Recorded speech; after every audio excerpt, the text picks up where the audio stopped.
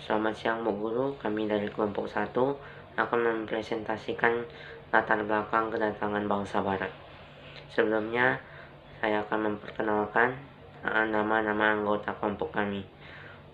Yang pertama ada saya, Arsafin, lalu Casey, lalu Evelyn, Jose, dan Hansen. Faktor kedatangan bangsa Barat ke Indonesia. Yang pertama adalah latar belakangnya. Latar belakang kedatangan bangsa Barat ke Indonesia yaitu daya tarik bangsa Barat kepada Indonesia. Daya tarik bangsa Barat kepada Indonesia adalah rempah-rempah. Rempah-rempah menjadi langka di Eropa disebabkan oleh jatuhnya Konstantinopel ke Turki.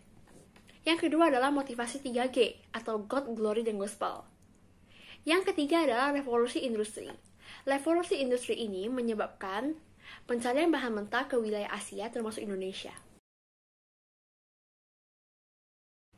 Yang kedua adalah faktor mendorong kedatangan bangsa Barat ke Indonesia. Yang pertama adalah rute dan area dagangan Timur Tengah telah dikuasai oleh orang Muslim.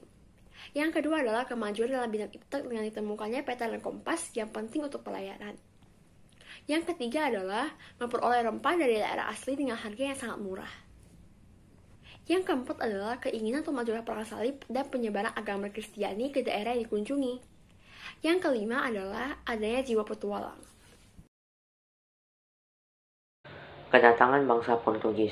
Kedatangan bangsa Portugis ke Indonesia adalah untuk melakukan penjelajahan atau ekspedisi mengarungi samudra karena peristiwa jatuhnya wilayah Konstantinopel dan dikuasainya oleh Turki Utsmani.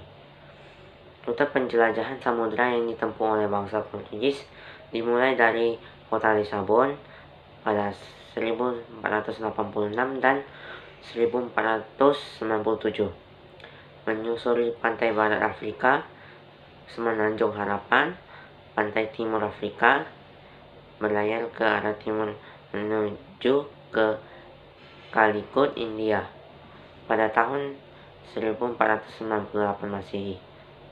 Di India, Vasco da Gama mendirikan kantor dagang. Kemudian pada tahun 1511, Alfonso de Albuquerque yang menggantikan Vasco da Gama berhasil menguasai Selat Malaka. Setelah menguasai Selat Malaka, bangsa Portugis melanjutkan pelayarannya ke arah timur menuju Indonesia. Pada tahun 1512, mereka berhasil menanamkan pengaruhnya di Maluku. Kedatangan bangsa Spanyol ke Indonesia. Kedatangan bangsa Spanyol adalah sama dengan Portugis untuk menjajah dan menguasai perdagangan rempah-rempah. Karena kedatangan bangsa Spanyol, Maluku menimbulkan persaingan dan perselisihan dengan bangsa Portugis.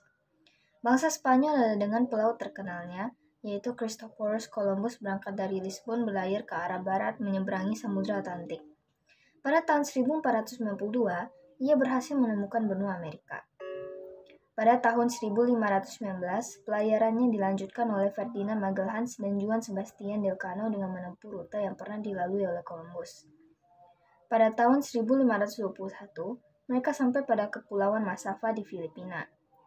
Setelah Ferdinand Magelhaens meninggal, pelayaran dilanjutkan oleh Juan Sebastian Elcano dari Filipina menuju arah selatan, maka sampailah di Kepulauan Maluku tahun 1522.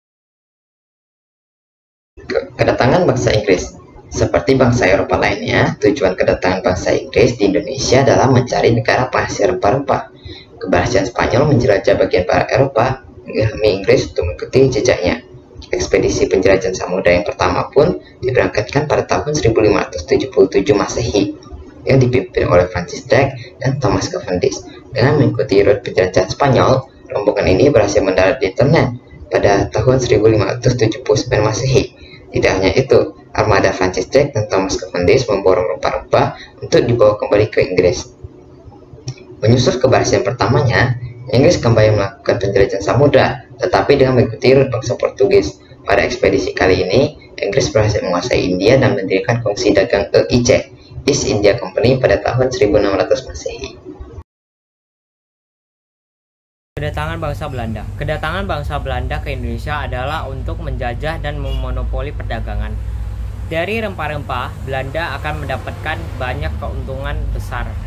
Belanda berlayar pada tahun 1595 dengan pemimpinnya adalah Cornelis de Houtman.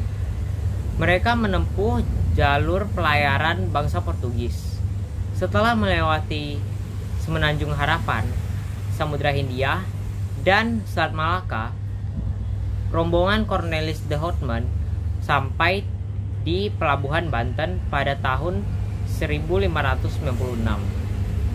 Dari Banten, Cornelis de Houtman melanjutkan pelayarannya ke arah Indonesia bagian timur untuk memperoleh rempah-rempah. Mereka singgah di Madura, Bali, kemudian berlayar ke utara sehingga sampai di Kepulauan Maluku pada tahun 1598.